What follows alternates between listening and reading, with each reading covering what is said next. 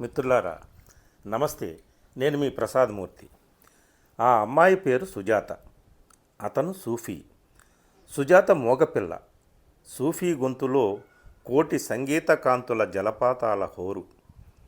అతని గొంతు నుంచి కురిసే మృదు మధుర కీర్తనా తరంగాలకు ఆమె సుకుమార పాదాలతో స్పందిస్తుంది. అతని గళానికి తన పాదాల సవ్వడితో ఒక ప్రేమబాణీ రచిస్తుంది. మునివేళ్ల మీద నడకతో సూఫీ సుజాతను ఒక అలౌకిక ప్రేమలోక విహారానికి సిద్ధం చేస్తాడు.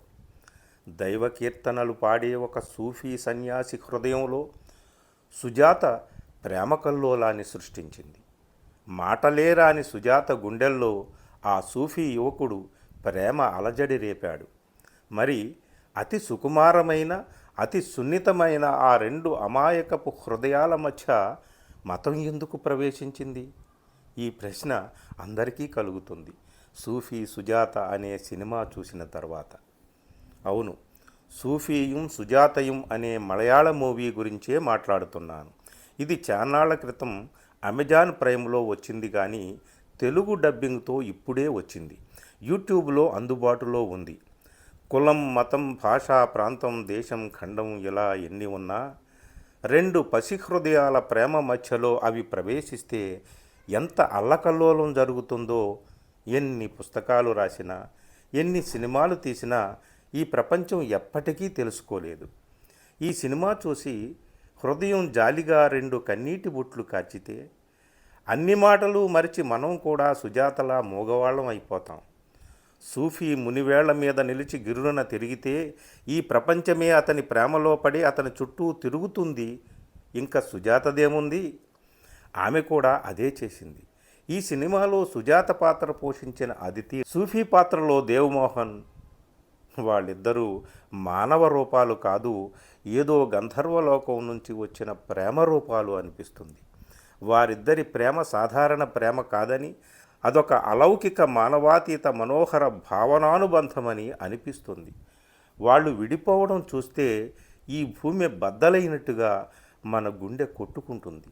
వాళ్ళిద్దరినీ విడదీసిన తరువాత కథ చాలా నడిచింది.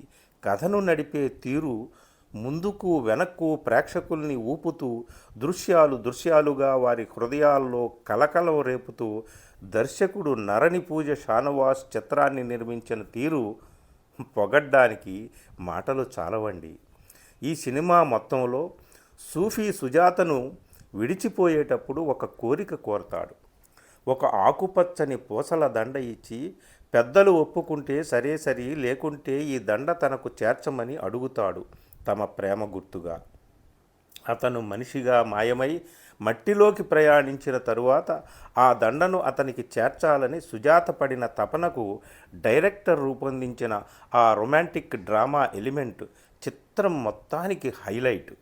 అత్యంత నిర్దయగా తండ్రి సుజాతను ఒక దుబాయ్ వరుడికిచ్చి విదేశాలకు పంపించి వేసినప్పుడు మన ప్రాణం నీరైపోతుంది. సుజాత భర్త కనీసం ఆమె తన ప్రియుడి మరణానంతరం అయినా అతడిని చూస్తే తమ శేష జీవితం అన్యోన్యంగా ఉండగలదని భావించి ఆమెను సూఫీ చివరి చూపు కోసం తీసుకురావడం సినిమాలో కీలకమైన మలుపు. కథ ఎక్కడ ప్రారంభమై ఎలా నడిచి ఏ మలుపులు తిరిగి ఎలా ముగుస్తుంది ఇదంతా చూడాలి. కథతో పాటు ప్రతి మలుపులోనూ మీరు నిలబడి ఆ సూఫీని సుజాతను కళ్ళారా చూసి కన్నీళ్లతో పలకరిస్తారు. చివరకు సినిమా చూశాక ఈ ప్రపంచంలో కేవలం ఒకే మతం ఉంటే అది ప్రేమ మతం కావాలని, ఒకే కులం ఉంటే అది ప్రేమ కులం కావాలని, ప్రపంచమంతా ఒకే దేశమైతే అది ప్రేమ దేశం కావాలని, మొత్తం మనుషులంతా కేవలం ప్రేమవనాలు విరబూసిన వసంతాలలో విహరించాలని, అంతకు మించి ఇంకేమీ ఉండొద్దని అందరూ అనుకుంటారు. ఎన్ని అనుకున్నా కొన్ని కన్నీటి బొట్లు మాత్రం మనకు తెలియకుండానే మనలోంచి బయటకు వచ్చి మనల్ని తడిపి ముద్ద చేస్తాయి. సినిమా అంటే అంత గొప్ప ప్రభావం చూపాలి.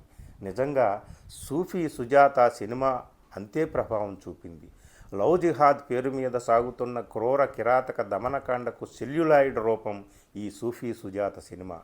మతం మాట మర్చిపోండి, హిందూ ముస్లిం గొడవ మర్చిపోండి. అసలు ఆ భావాలు ఏమీ లేకుండా సినిమా చూడండి.